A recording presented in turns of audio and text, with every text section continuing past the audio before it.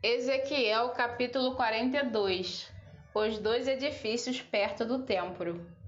Então o homem me fez sair para o pátio de fora e me levou para o lado norte do templo, a um edifício que não ficava longe do edifício construído na ponta oeste do templo. Esse edifício do lado norte media 50 metros de comprimento por 25 de largura. De um lado, dava frente para o espaço de 10 metros ao longo do templo e, do outro lado, dava frente para a calçada do pátio de fora. Tinha 3 andares e cada um deles ficava mais para dentro do que o de baixo.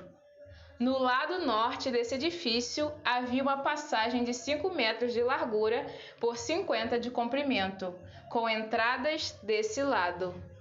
Os cômodos do andar de cima eram mais estreitos do que os do andar do meio e do térreo, porque ficavam mais para dentro.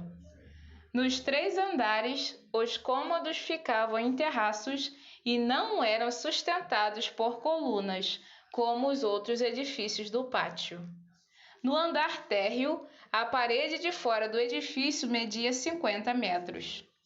Numa metade dessa parede havia cômodos, na outra metade não havia. Todo o andar de cima era dividido em cômodos. Na ponta leste do edifício, onde começava a parede, havia, debaixo dos cômodos, uma entrada que dava para o pátio de fora.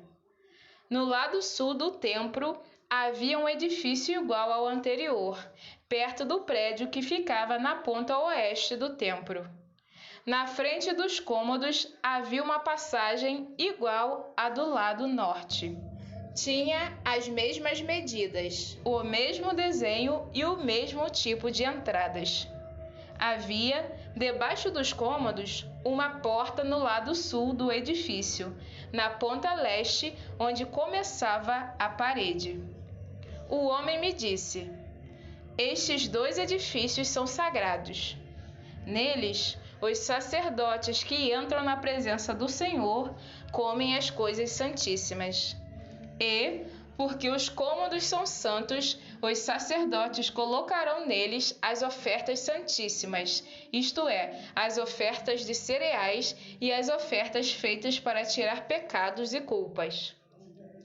Quando os sacerdotes estiverem no templo e quiserem sair para o pátio de fora, terão de deixar nesses cômodos as roupas santas que tiverem usado durante o culto religioso. Eles terão de vestir outras roupas antes de saírem para o lugar onde o povo se reúne.